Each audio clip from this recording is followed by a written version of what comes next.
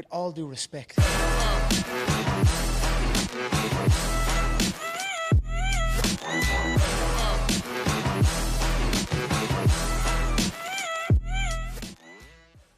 Hey, we're Josh Ortegon and Gray Achille, and this is With All Due Respect, the show where we keep it real about health, fitness, and performance. From weight loss to sports development, we're covering the conversations that matter. Follow us on Instagram at WaterXPod, WADR, and visit phenombrand.com, PHNM, for performance gear and training programs built for real results. Let's get into it. All right, guys, we're back with All Due Respect, like 108. And, we cover a lot of health and a lot of fitness and a lot of working out stuff, but I don't think I'll ever get, bored of doing that kind of content. That's cool content. But bringing on people that do things that completely blow my mind, and I don't even understand what it takes to have the DNA to do it, I'm more interested in that. And I'm more interested in hearing a story. I'm more inspired in inspiring people and bringing on people that do crazy things. And today we have on Jayden Lee. So I really thank you for coming on. Gray found you. Gray sent it to me. I go, find them, bring them on. Let's do it. Like, easy. This is an easy one. Jayden, can you kind of introduce yourself to our crowd? And then I got a lot of questions, man. And then talk to us a little bit about what you do, who you are, and how, well, like we said before we went live, one piece of content that shared one thing 2.5 years later blew up. Yeah, so thank you for the kind intro. I appreciate it. My name's Jayden Lee. I am 27 years old. I live in a small-ish town around 100,000 people just outside of Vancouver, British Columbia, Canada. I'm an ultra runner, philanthropist, cancer survivor, and for work, I'm a real estate agent. And yeah, how you guys found me was I had cancer when I was 16, did 3.5 years of chemotherapy.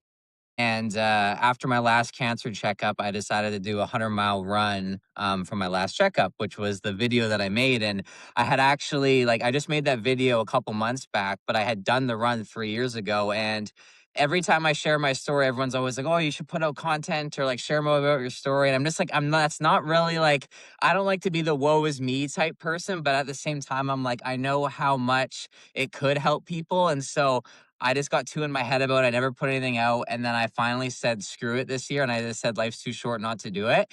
And then I did it and it blew up. And that's how we met. And it's cool. I've done a few of these now from that video. And what you said in the intro and how everyone that does these challenges seems like they have a really cool story. And I saw this quote one time and it's like, a lot of endurance athletes get into endurance sports because of trauma that they've been through. And it's because of that feeling of pushing through something and getting through something hard. And that's what's cool about the endurance space is everyone usually has a story of why they're doing it. Mm-hmm.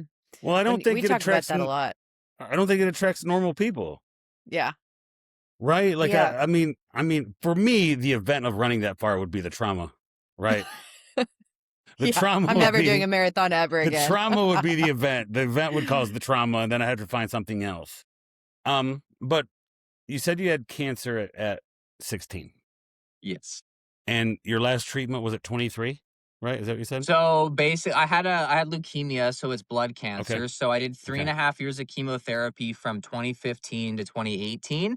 And then because leukemia is very high risk to come back, you have to get your blood work checked every 6 months for 5 years after you stop. Because if it's going to come back, that 5-year period after you stop is when it's most likely to come back. And so that run that I did in 2023 was my last 6-month checkup. Yeah. Okay. Take us back to you're 16 years old, and obviously you had things that led up to, you just didn't walk in one day and they go, hey, you have leukemia. There are other things that were going with this. I mean, for a 16-year-old, can you go back to that day and talk about there had to be a moment where you're sitting on the couch and everything sits in and you're talking parents, whoever you had supporting you, and you're like, well, I'm 16 years old and I have cancer. Yeah. Do you remember that moment where it hit? Yeah, so it's my story is very long, and it's like the cancer is not even necessarily how I got into running. And we'll get into that in a little bit. But basically the cool part about all this is I actually found out that I was sick through running, because in middle school I was really good at running and I was never in team sports. I always grew up like doing extreme sports, like going to the skate park. I did like BMX, skateboard, scootering, all that stuff. I actually did jujitsu when I was a kid. And so I always did like I never played team sports. I always did individual stuff. And in middle school, I was always like really good. I just found that I was really good at running. Like we would in our strength and conditioning class, we would do 10Ks and I'd always be first in the 10K. And all my soccer buddies were pissed off because they were like, "How are you so good at running? Like you don't even play sports or anything."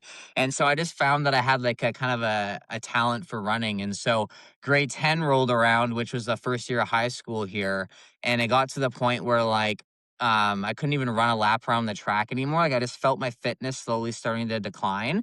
And it was just after the Christmas holidays. And I'm like, oh, maybe like I wasn't working out over the holidays. I started like eating like not great. I mean, I'm like, I'm freaking 15 years old at the time. Like I'm like, that shouldn't like actually happen.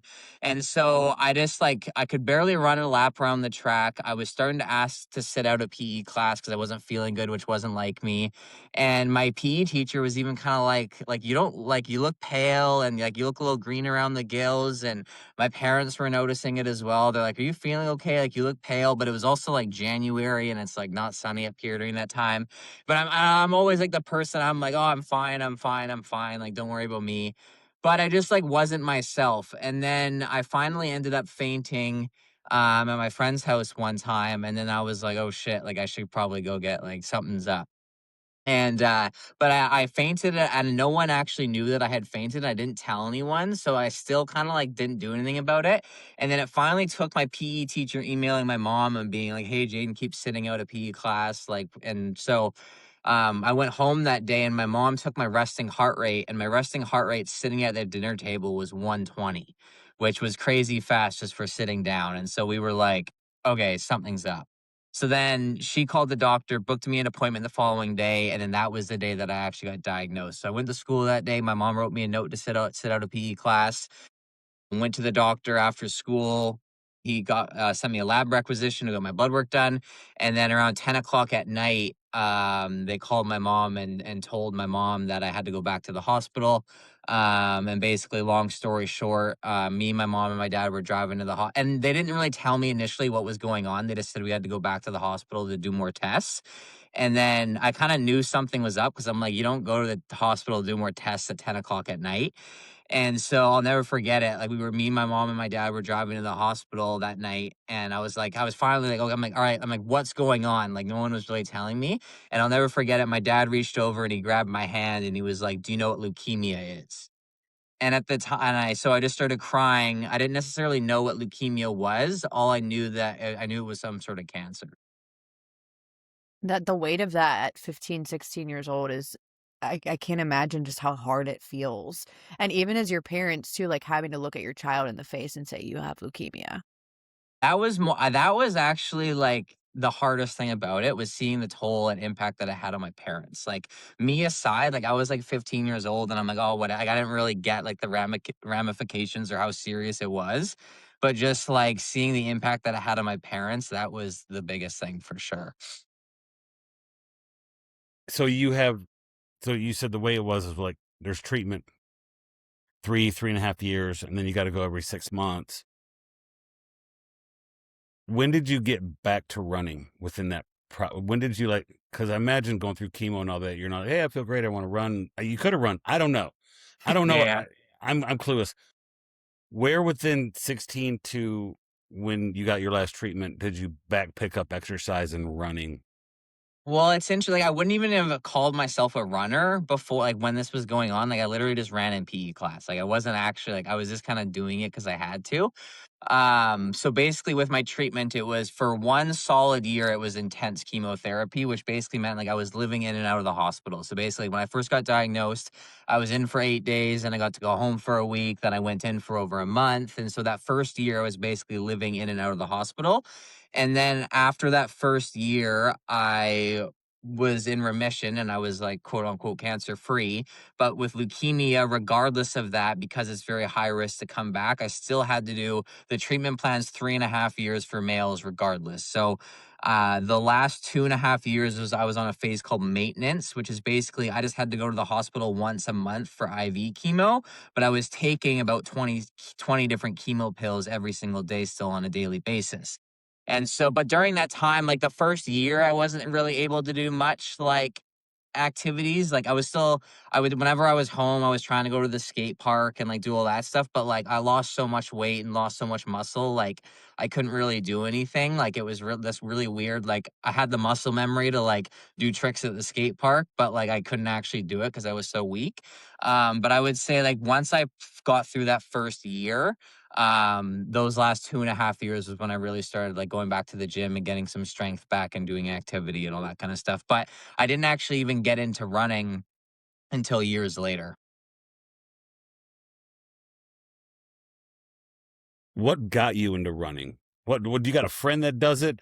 Did you see somebody along the line and be like, I feel like ultra running. I feel like running this, like, I don't know, man. It's just, my question is like, did you just, was it the challenge? I have a relationship with a family here, who had leukemia, and the kid, and when he was 2, and later on he had incredible drive for sports. Would you say there's a connection there? Yeah, I was always an active kid. Like I always, like I said, grew up going to the skate park and all that kind of stuff. How I got into running was a bit different, and this is gonna go back to that quote that I said earlier about, like, usually how people get into endurance stuff is, like, through some sort of trauma, and this is, like, completely aside from, me getting cancer, but basically, um, in 2020, I finished chemo 2018, I start real estate, I start my career, everything's going great, and then in 2020, unfortunately, my mom, who was 46, she had a heart attack and she passed away um, out of nowhere. And so that was really like I started like was in a really bad place after that happened. And so I started drinking all the time. I was smoking weed all the time. Like I was just in a really bad place. And it was me and my buddy and one of my best friends. We were trying to like, I needed a goal or something to work towards to get myself out of this rut that I was in. And so there was an influencer that I follow on Instagram actually named Devin Levesque. I'm not sure if you've ever heard of him before, but he used to be like a Gymshark athlete and he's had a bunch of crazy challenges. But at the end of 2020, he did a bear crawl. He bear crawled like a bear crawl. He bear crawled a Around a marathon. track? He well, Yes. he bear crawled a marathon. He bear crawled an Was it entire marathon. was it around a track or was it No, just a no, regular marathon? no, he like did the New York City marathon route. Like he did it throughout New York Okay. City. And so he did that and raised like $500,000 for men's mental health. And my buddy, like me and my buddy were sitting down one night talking about this video. And at the time, I was like, kind of like, I needed a goal to work towards. So I had thought about maybe doing like a fundraiser or something for BC Children's Hospital. And so my buddy showed me the video and he's like, dude, he's like, you should do some sort of crazy challenge or something. He's like, you should run to Children's, which is like from where I live to the Children's Hospital in Vancouver, it's like 100 kilometers, so like 60 something miles. And I was like, fuck that. Like I could never run more than 100, like 10K. I was like, that's ridiculous. And so, but the thought just never left my head. Like my friend left my house that night. I went to bed and then I woke up in the morning and I was like, I haven't done a 10K since like strength and conditioning class in middle school. I was like, I'm gonna go do a 10K. And so I did a 10K and I did it like under an hour. So for my first one in a while, like pretty decent Pretty good. time. And Yeah. I was like, how hard could doing that 10 more times be? So I was like, fuck it, let's do it. So I texted my buddy, and I think he totally forgot that we had even talked about this. I texted him and I was like, fuck it, let's run to Children's Hospital in Vancouver. And that's where That's how I got into running. and so you ended up doing the full 60 miles. What's the furthest distance you've done? Yeah, so the furthest distance I've done was 166 kilometers, which is the 100 miler Okay. that I did in that video. Mhm. So timeline Right. wise, so that was the end of 2020, and so I did the a run that I the run that you guys saw was different than this one. So in 2021, I ran from where I live to the BC Children's Hospital. It was 100 kilometers, and we ended up raising $125,000 for the hospital, which was insane. And then and then and then I had my last appointment coming up like the following and in 2 years after that, 2023. And I didn't want to try and recreate it. I was like, it was so cool. Like I had all my friends and family come out and we raised so much money. And it was like a once in a lifetime thing. And I'm like, I never want to try and recreate this. Like I could never top that. But then once I knew that my last appointment was coming up, I was like, this would be a really cool opportunity to like try and do something like this again. So I was like, I went to this event and crazy story. So the Devon dude that did the bear crawl, he was doing this thing on Instagram where you could book a Zoom call with him for $100. And I wanted to chat with him about his journey and how he got into like health and fitness. And he's an entrepreneur, like an investor and a whole bunch of stuff. And I just wanted to hear his story. And I'm like, this would be a great opportunity to have a chat with him. So I booked a call with him for $100 and we chatted. I heard his story. And then afterwards, he asked me about my story. And then he was like, I told him, and I was like, thanks for doing this bear crawl. Like, it inspired me to do this run. And he's like, dude, like, this is the coolest thing I've ever heard, blah, blah, blah. And then he's like, we should keep in touch. And I'm like, yeah, sure. Like, whatever. He's not actually going to keep in touch with me. Like, this dude's like crazy. But he actually did. And so he ended up hosting a health and wellness event at his ranch in Austin, Texas in September of 2022, so about a year after I did this run. Like that trip, and he invited me down there actually for this event. So I actually got to fly down there and meet him, which was really cool. And that event like completely changed my life. I felt like after my mom passed away, this run that I had done wasn't like, it was more like a band-aid or something that is or of a distraction, and I didn't really deal with what I was going through. But then after I went on that trip, like I met so many cool people and I really started working on myself and getting into health and wellness and all that and getting my mind right. And when I was down there, I met this running coach and he had done all these crazy events like the Moab 240 and all these crazy events. And I was telling him about my run that I had just done. And I was like, yeah, it was like 100K, like 60-ish miles. Um, and I was like, "Oh, 60 miles doesn't sound as cool as 100." And then he's like, "Have you ever thought about doing a 100 miler?" And then I was like, I'm like, I haven't thought about it till right now. And then we literally like came up with this idea on the spot. And he's like, "Well, what would you want to do one, or maybe you could do it and do another fundraiser?" And then in my head, I was like, "Oh, I have this next appointment coming up next year." I was like, "What if I went to my last appointment, literally get my blood work done, and then we make the route longer this time and we run 100 miles back home." And so I literally like that video, that fundraiser run that I did stemmed from like that first run to then me meeting that Devon dude and going on that trip to then doing that run the following year. How did you go about organizing all of this? Like who did you obviously like friends and family are involved, but how did you go about getting, I guess, attraction? So the first, like, it was very like the first year, it was kind of I flew by the seat of my pants. Like, it was like I didn't like get permission from any like cities or municipalities or like anything like that. I just like me and my buddies, like, we had a truck that was following and we just hopped on bikes and did it. And we kind of got in trouble because we were causing a traffic jam and like all this stuff. But like that first one caught a lot of traction and it got on like our local like global news and all that kind of stuff, which is how we raised a lot of money for it the first time. And then the second time, like, so the second time I ended up like I had my last appointment 2023. I literally like got my blood work done and then like I was like, hey, I should probably chill for a little bit. I just had my blood work done before running 100 miles. And then so we like chilled out for a couple hours. We had this little like hot parking lot party that the hospital put on.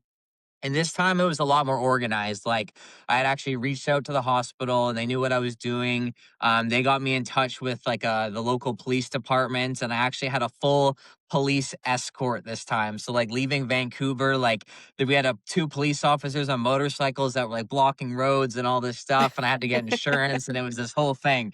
And we ended up doing that one. And the second time we ended up raising another $85,000 for the hospital. So between the two runs, we raised over 200 grand, which was like insane. No, it is. And I just like hearing about that kind of stuff obviously fires me up, but I just the mental game that goes into it. Like I'm going to put my socks and shoes on and I'm going to run 100 miles. I'm crazy enough to do it. So Yeah, I I love had a it. mantra, like the training itself was harder than the actual run because sure, the run was sure. really Every cool. time. Mhm. It was like I had a police like every time it got hard on the run, I looked around. I'm like, look how cool this is. But like on my like training runs, like I would have to go and do a 6 hour run by myself on a Saturday. And so my mantra that I had for myself was like, and this goes along with like the words that you speak to yourself are so important because if I like had questioned me being able to do it, or if I had doubt, like I wouldn't have been able to do it. But I wrote on my shoes when every pair of shoes that I had training for this, I wrote on the toes, I wrote, I will run 100 miles. And I titled all of my Strava runs, I will run 100 miles. So, like, I knew what the goal was. And I knew, like, I was like, I don't give a fuck how long it takes me. As long as I get from point A to point B, like, I'm going to do Mhm. it. And so that Mhm. was just my mindset going into it. And then on the run, like, Jesse Itzler, I'm not sure if you've ever heard of that Yeah, name before. yeah. um I heard this quote from him one time, and it was just like he talks about this on his heart challenges that he does, and it's like I wrote it on my arm. I wrote 24 hours equals a lifetime of memories, great ROI. So on my run I was like, literally, like, I just have to suck this up for 24 hours and I'm gonna have memories to look back on this for the rest of my life. And so that was kind of like the mindset that got me through it.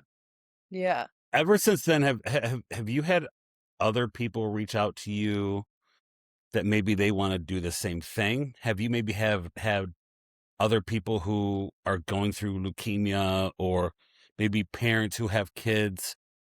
What other opportunity? Because obviously you have a very philanthropic heart, right? Like Appreciate that. you, because you don't, well, you don't do something like this if you're not inspired to help people, right? If you're not, you don't, right? Most people don't have that. So naturally, you're going to have the kind of a heart where if people reach out to, have you had other people reach out? Have you had other opportunities with other people who have been inspired by you that now reach out? Because like you're inspired by, first off, a bear crawl marathon. Like, I'm a strength and conditioning coach, bro. And part of what we do when kids are late, they bear crawl 100 yards, and the kids act like I shot him in the leg for 100 yards. I'm gonna tell the marathon bear crawl first thing in the morning and be like, hey, I gotta do the I'll yeah, send you the video yeah, of it on Instagram. yeah. So, but for somebody, you're that you're that marathon bear crawl, right? Somebody is going to watch this and go, you know what? I got my last cancer treatment coming up. I'm going to do something like that. Or, hey, I have a kid. He's 16. He got diagnosed with cancer. Is there things that he can do to help inspire him? What opportunities have come for you since this?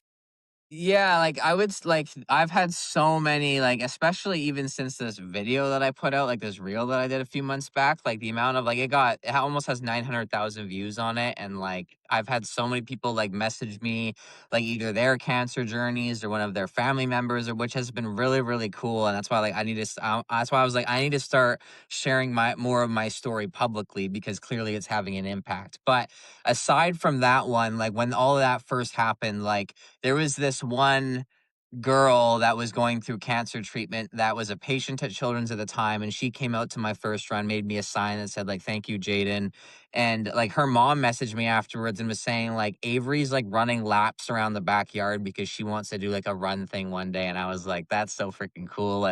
And yeah, there's been so many people that have messaged like this is another thing too, is now I'll get people like I raised an absurd amount of money, and it's like that is not normal to like I've seen like even some like influencer people like do runs and try and raise money and like haven't raised nowhere near as much amount of that. So I'll have people all the time message me and be like, "How the heck did you raise so much money?" And I'm like, "There's no like."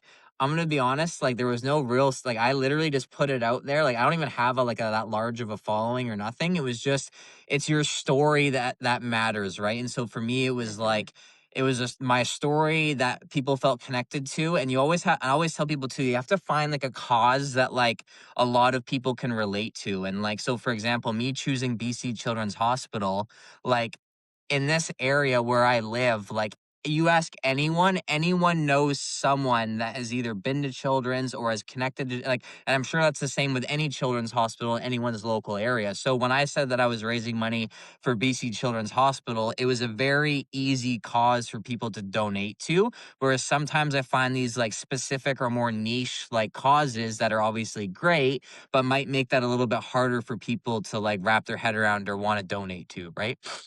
Mm-hmm. But I Yeah. would say, like, the opportunities that have come from it, like, just again, like, I shared that story with Devin. He invited me down to that ranch, and, yeah, like, I would say, like, and Jesse, he has another quote that he talks about. He's like, "The more you experience, the more that you have to offer. The more interesting you are, the more people wanna get to know you," right? And so, it's like I've built up kind of a little bit of a resume of, like, cool things that I've done, which has brought so, like, I met this guy on that trip that like the following or in 2024 wanted to ride his bike across America. So I helped crew him ride his bike across America. And like there's just been like the amount of things that have spiderweb from that trip and just saying yes to one thing is crazy. And if I didn't have an interesting story or I've done cool things, I don't think any of those other things would have happened. Well, like, I think a lot of people in life too wanna do something cool. They just never start it because they don't think they can do it. You know what I mean? So it's like, you talk yourself out of it so easily. So I'm glad that you shared your story because obviously that's how we got connected to you. That's how we saw you on Instagram, and that's kind of the trend that we're on right now of just talking to people that are doing something outside of the norm. But it is so common for people to just say, "Well, I can't do that. Like, why would I do that? Why would I put myself out there?" Like, you know what Well, I and mean? that's the thing is like you just have to like you just have to like say you're gonna do something and like put something Over on and the over. calendar and then just fucking figure out the rest later. Like I literally like when I announced to the like when I put on social media that I was running to the children's hospital, like that first one that I did, when I made the Instagram post, I had never ran more than 12K. And I'm like, I have no clue how I'm gonna actually Figure it do out. this, but like I'm gonna tell everyone that I'm doing it because it's gonna keep me accountable. Like I always like and now, like, I try and do one challenging thing every single year. Like last year, I did rim to rim to rim in the Grand Canyon with a bunch of my friends. This in August, I'm doing a 200-kilometer trail run. And it's like, I put on social media and I tell everyone that I'm doing it because it's like, I don't know how the hell I'm going to do it, or I don't like, I might not be actually able to do it. But like, if I tell everyone that I'm doing it and hold myself accountable, the chances of me actually doing it and training for it are way better because everyone knows that I'm going to do it. Yeah. I think too, like when you talked about earlier, just the trauma piece of getting into like an endurance sport. Josh and I have definitely had this conversation many times before. If people get into CrossFit or running or something with high intensity because it is that like dopamine release, like you see it a lot of the time with recovering addicts, right? When you first started getting into that endurance piece, the endurance sport, what did you feel? I Well, think that's always an and interesting again, like, it piece. just, like, I was in like, it almost sounds, like, kinda crazy and fucked up in a sense, but it was, like, I was in such like, a bad place mentally after my mom died that, like, it was kinda, like, putting myself through pain was kinda, like, I almost, like, enjoyed it in a weird way, like, and just, like, the struggle of it and, like, just pushing through that, like and what it taught me is just, like, that applies to every single other area of your life, like, it's, like for me, I feel like now it's, like, when my mom passed away, I didn't really know how to deal with it, and it's, like, now it's, like, because of endurance sports and pushing through pain, it's, like, I've learned how to deal with pain, and so it's, like, obviously, I know bad things are gonna happen in life, and now it's, like, I feel like I have this little toolbox of tools that, like, I know how to when stuff comes up, like, I'm gonna know how to deal with it, and so I learned all of that through endurance sport and pushing through hard things, and that's why I continuously to do it. I think it's very important for people to do hard things, and everyone's version of different is hard too. Like you don't have to go and run 100 miles. Like if you've never ran a freaking 5K before, like go and do that. Like everyone's version of hard is different, right? And I think like Mhm. people get too wrapped up and be like, oh, I could never do something like that. But it's like start small, like just do something, right? Mhm. Talk to me about friends. So we've had a few people do some crazy things we talked to on here, right? And every single one of them would say like, "Man, if I couldn't do it alone." You said it was kind of like your friends came up with this idea. When you like, listen, just the narrative of, I was talking to a friend today, and he's like, I was like, he's like, what do you got later? It's like, well, we're going to film a podcast with a guy that ran 100 miles home from his last cancer treatment. And my buddy's like when you say that, right? When you say it, like when it was happening for you, I find people that do amazing things, they don't really think how amazing it was when it's done until they do it. And someone tells them, dude, that's crazy. And my buddy's like, wait. This dude rang the bell kind of thing. Cancer treat and ran home 100 miles. I'm like, yeah, we're going to talk to him today. I'm going to find out more. And he goes, he's like, I was like, yeah, I was like, dude, I gotta find out what kind of human being this makes up. What kind of person makes this person up? And he's like, that's crazy. And I started thinking about it, and I'm like, yeah, that is kind of crazy, right? And I'm like, he's like, Well, even for me, like you, like and that because it was 3 years ago, like I'm like, oh, it was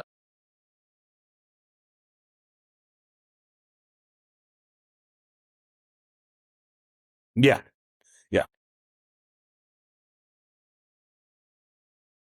yeah, yeah. So, and that's right. So, like, you had to have friends you told that were with you on the way. Like, did you have people that ran with you? Did you have people that biked with you? Did you have like a car? Was it like, okay.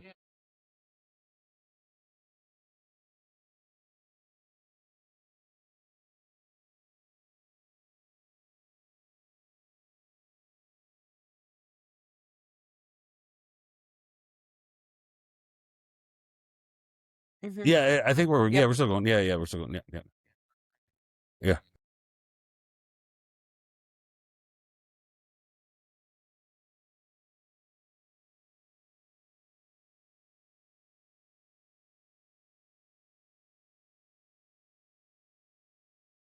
Mhm. Yeah, man. Yeah.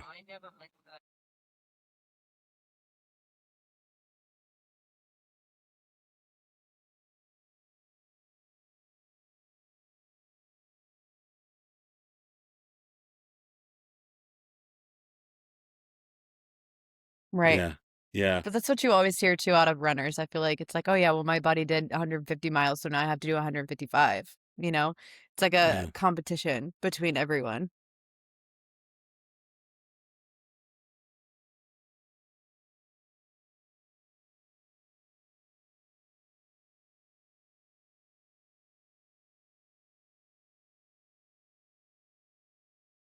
Yeah. I mean, Do I you don't have know, a you could running? bear crawl a marathon. Yeah, bear crawling.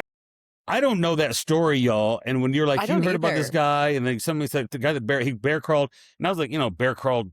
I was like thinking something like a mile or something. I don't know. And you're like, bear crawled a marathon, and I'm just like, wow, that's mentally disturbing. Like, like, that's unfortunate. Like, that's a crazy thing. Do you have a running coach? Oh, because he's still here.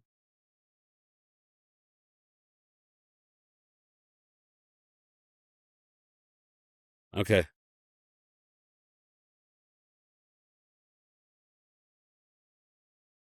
Okay.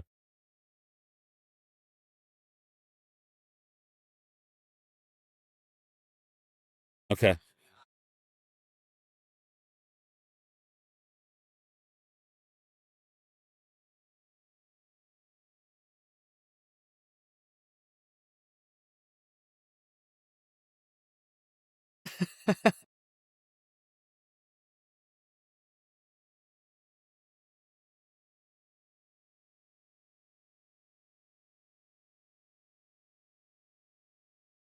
Oh, wow. I love Wow. that. Wow. That to me, that kind of breaks up the run, right? You're going to hit certain place. You got certain things, and that voice probably helps, right? Mhm. Um, have you coached anybody before? Yeah. Is that something where like you're like, I'm just in the middle of doing what I do? Would you have an inspiration to coach people? Like if someone came to you and was like, I want to do it, or was that like later on in life, where you just enjoying doing what you're doing now?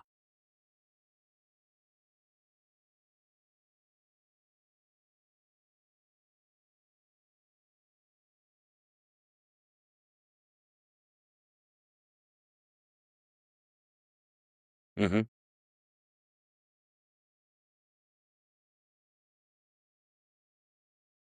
Yeah.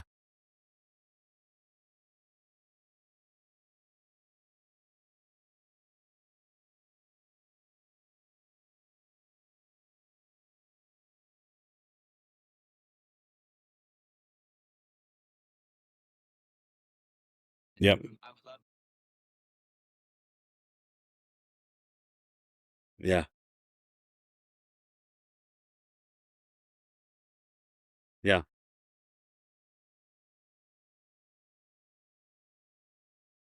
Well, don't wait 3.5 years to put it out. Right? Like Yeah. don't wait 3.5 years to put it out. That's cool. Man, here's my theory on that. Who you had to become in those 3 years before you put that content out wasn't necessary, or else the content wouldn't have been able to have the impact that it did, right? Like, I truly believe in like a pruning stage. So, like, you had to become a certain person who could handle putting out the content, and it had to be the right time. So, I mean, you could sit back, but like, who you had to become in that process was necessary for you to handle things like this. What kind of speaking engagement? What kind of people are you going to speak to?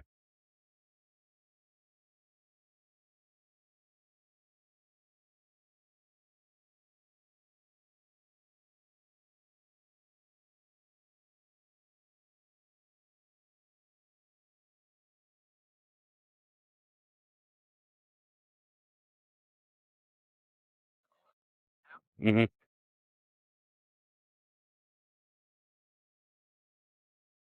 Yeah, Yeah. I think things like that open up incredible opportunities because people are going to keep hearing your story over Mhm. and over. You're going to have podcast opportunities.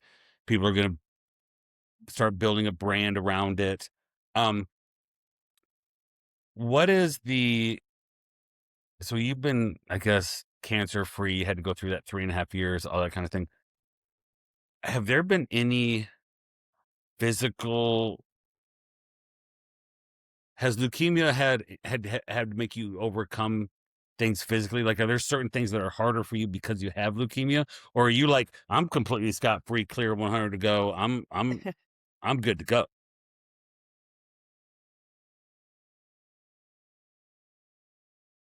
Mhm.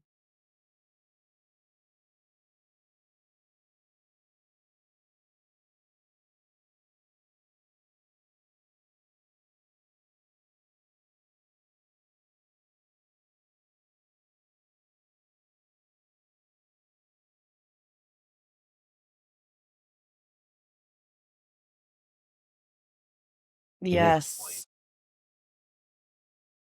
Do it now. Do it Yeah, now, though. Like, I mean, you're still in peak youth, I feel like, you know? Like, I just turned 30 and I'm like, I just want to do as much as I can because you do slow down eventually.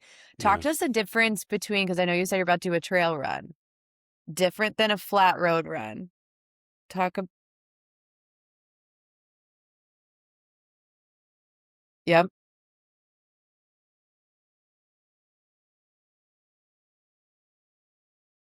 Yes.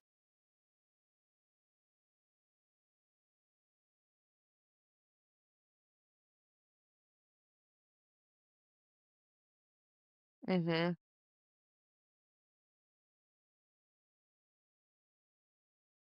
Yeah.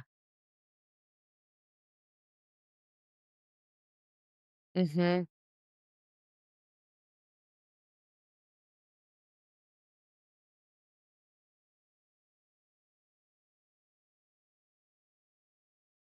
Oh, gosh.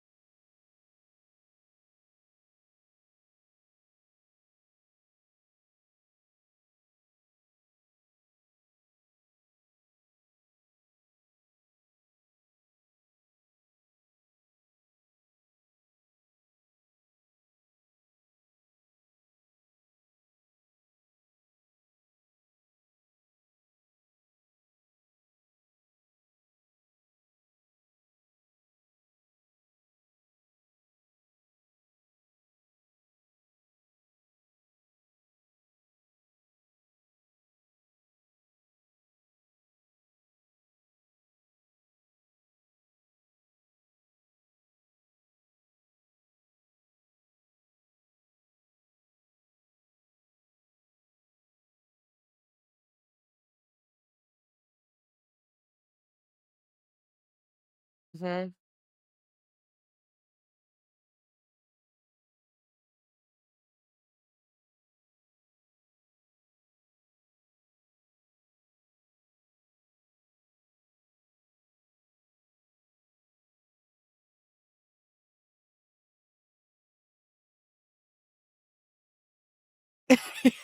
12 days. He rode a bike from San Diego to Atlantic City in 12 days and only had 24 hours of 24 sleep. hours of sleep in 12 days. What do you think you feel like the next day? What's the documentary for me is the 24 hours after, Mhm. Yeah. right?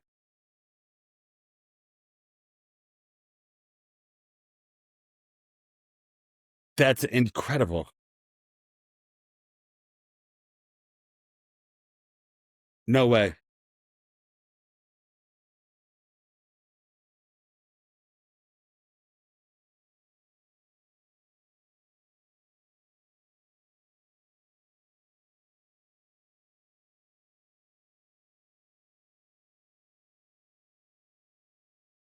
Mhm.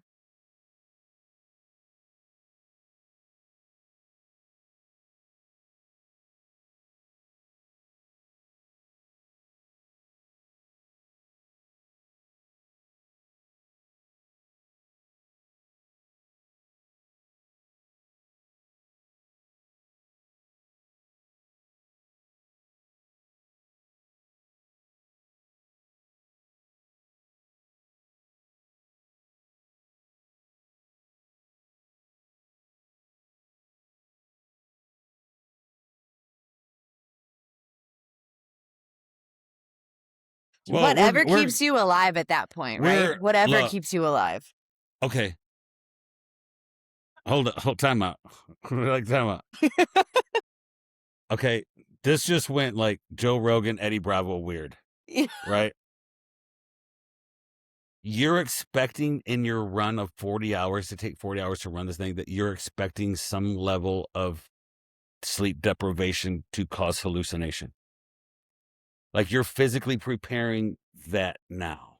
How do you even mentally prepare for that? Yeah, man.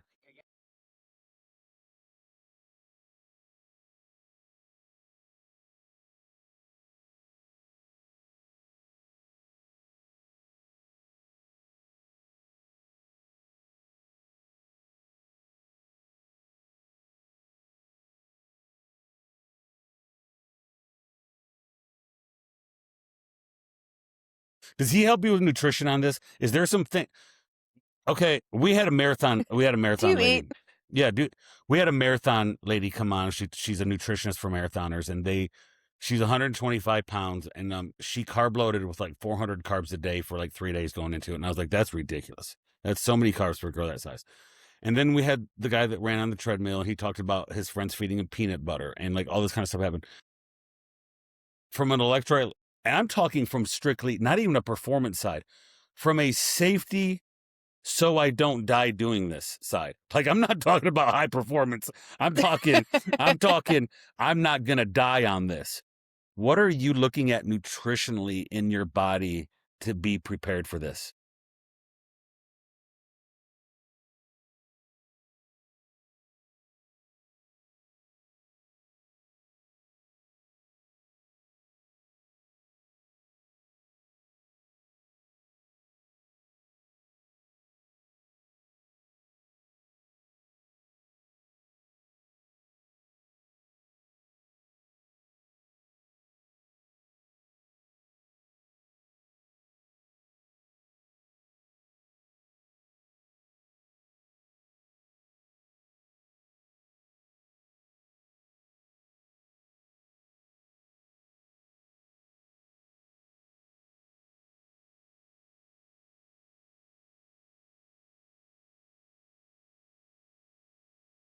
Mhm.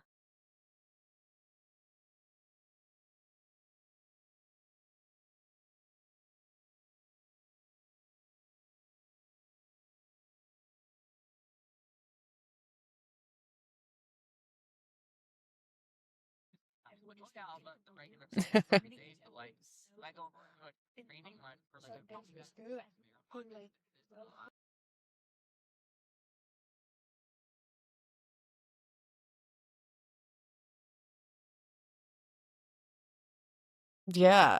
Well, again, you're in an environment, you're doing something that it's not like normal people know how to coach the nutrition for, right? It's like kind of like saying like, hey, how should I nutritionally prepare my body to get on a jet and go to the moon? Not a lot of people, right? I'm just saying, nobody can really be like, this is just kind of what normal people do when they go around 100 miles, right? Do people even know what happens to do we even have enough research to know how to prepare for that? Some of this stuff is just like, hey man, you just got to pick up your balls and go, dude. Like that's, Yeah. there's a part of this from a coach perspective of like, hey, something unfortunate is probably going to like something's going to go wrong, right? The guy that ran the mile said, ran 24 hours, said his stomach flipped an hour into it. Kind of like you rolled your ankle, right? Mm-hmm. When you rolled your ankle in and you're like, well, I'm 5% of the way through this thing and I got a rolled ankle. You have to prepare your mind for the fact that something's going to go up. Like, shoot, your toe's going to come through a shoe or like, you know what I'm saying? Or like something's going to happen. Like a toenail's going to come, break a toe. You're like saying like, I'm going to flip a toenail back. Yeah.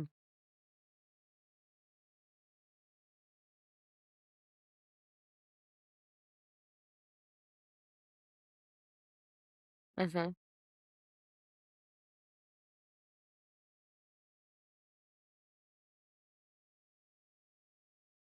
Mm-hmm. Man, because okay, before he ran, let's go back to this 12-day bike thing.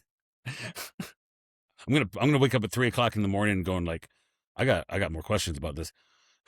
Wonder how long he rode. What's the longest he rode? Like, how do you prepare for that? Did he?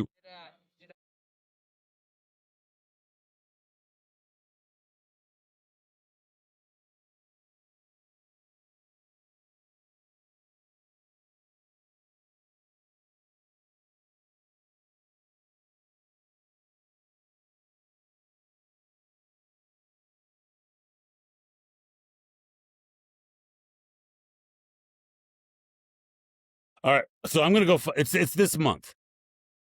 It's this month. Okay, I'm gonna find out. I'm gonna find more about it. This thing.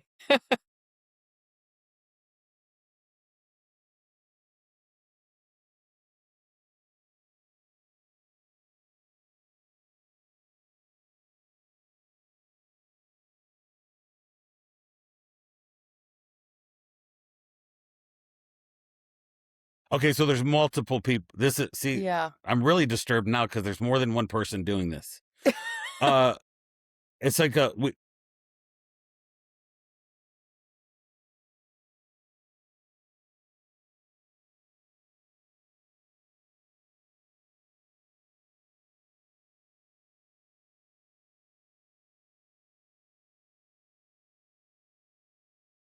yeah, You're like, I'm yeah, yeah, average. yeah, yeah. I bet when you, what's the farthest you ran before you went and met the bear crawl guy?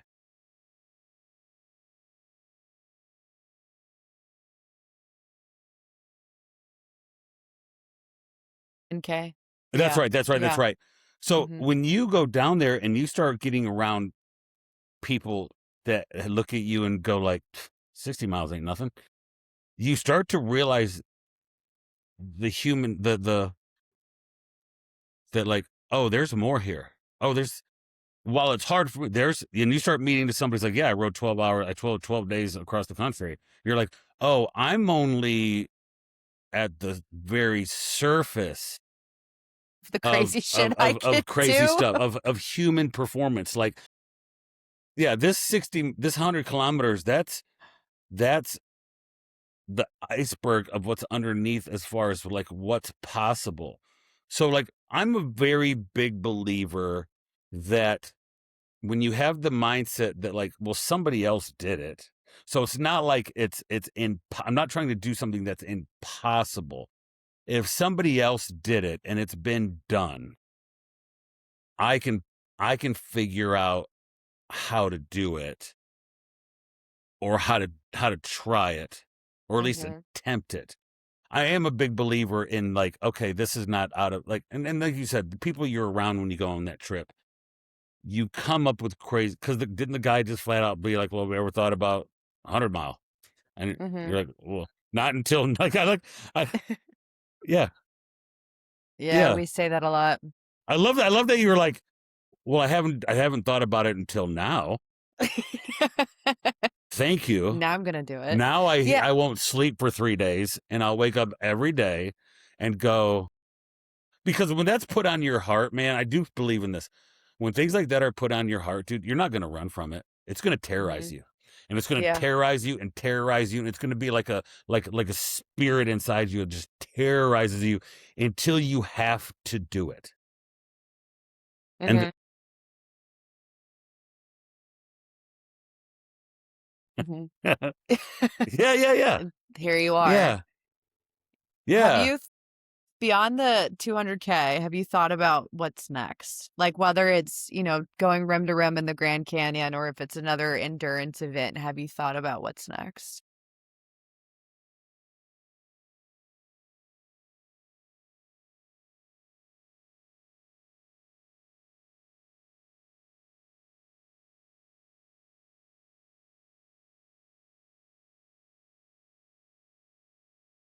Yeah.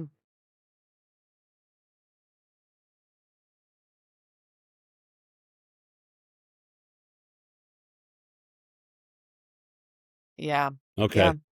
Yeah. Yeah.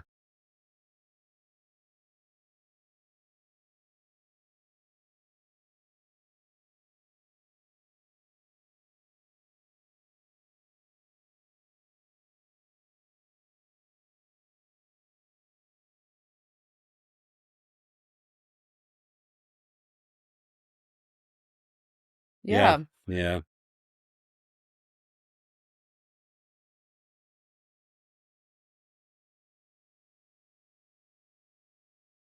Yeah.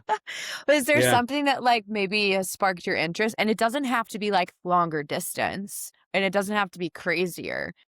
But is there something you're like, I would love to do that?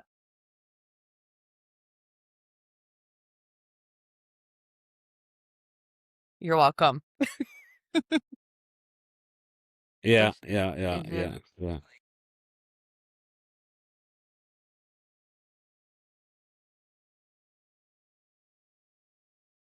Yeah. Mhm. Dude, Yeah. have you ever seen the deep divers? The guys that they try to see how what's the deepest amount they can dive. They can like repel. They repel into the water, and how who can dive the farthest deepest. And That's not I for me. watched the documentary on that, dude, and I've never had more anxiety watching something. I'm like, oh my gosh, that's horrible. I feel like that's the same Mhm. thing I'd have watching people do like the Moab 240 or your boy that biked across the country. Mhm. That would give me anxiety sitting there, because I'm just like, because you start rooting for these people and you start seeing the challenges that come. Like, and when you hit me with the hallucination, I'm just like, this is off the charts, dude. Mhm.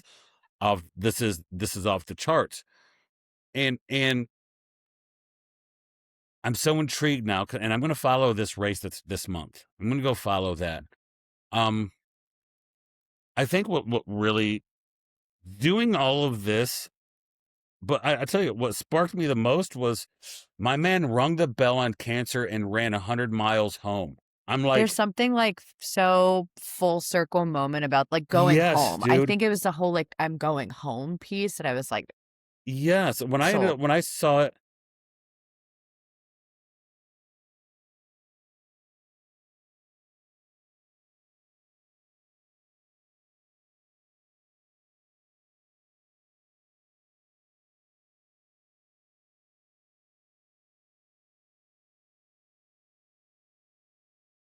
mm, Mhm.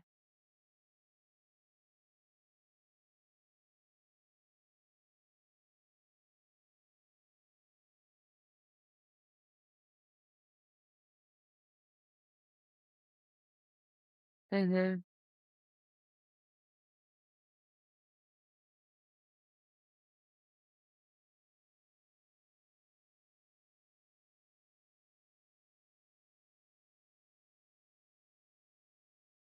Well, You I know, think that's why it was like so almost like revolutionary in my mind is because it did feel like you were like leaving, right? Like you were going home. You were like going to peace almost. yeah, man.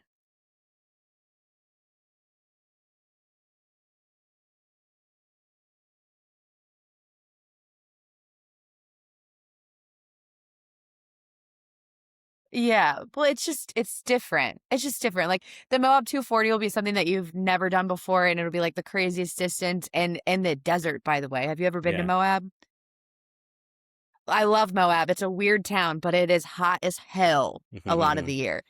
But Um, I mean, that would be crazy. But yeah, like just the piece of it, like just finding peace and maybe like your first big deal, right? Like, yeah. I will never run a marathon again. I did it one time, but like if I ever did it again, it will never be as special as the first one I did. You know? You mentioned it earlier. You know what you could always do is go back to jujitsu.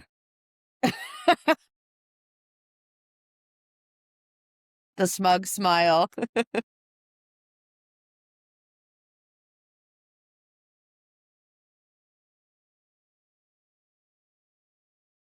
Yeah.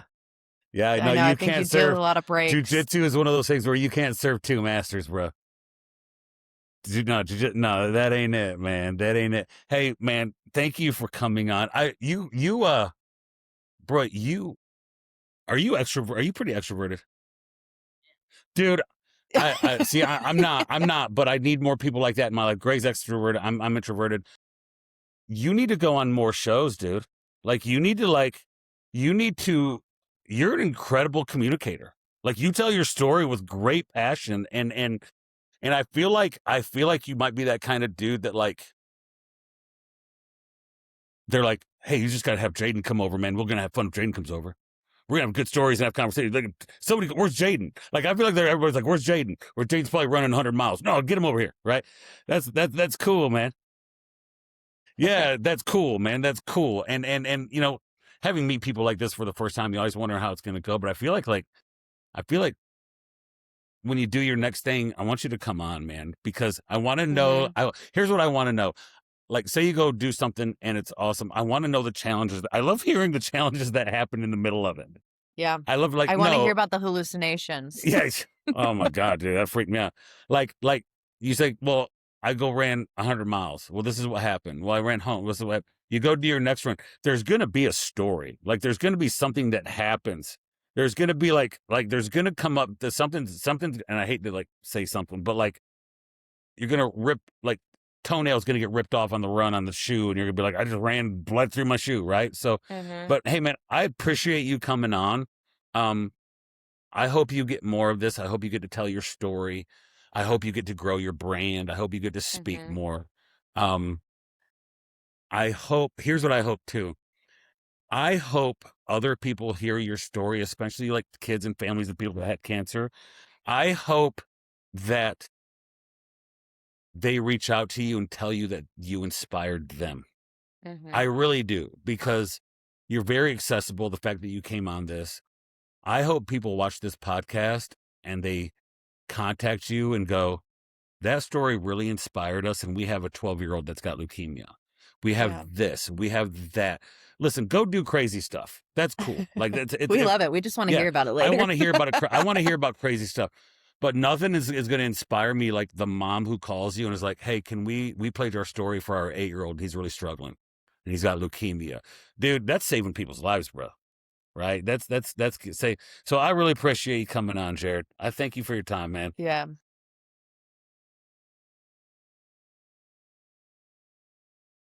All right, Yeah. man. We'll Thank talk you. again soon, Jared. Thanks, man. Or Jane. Thanks, Jaden.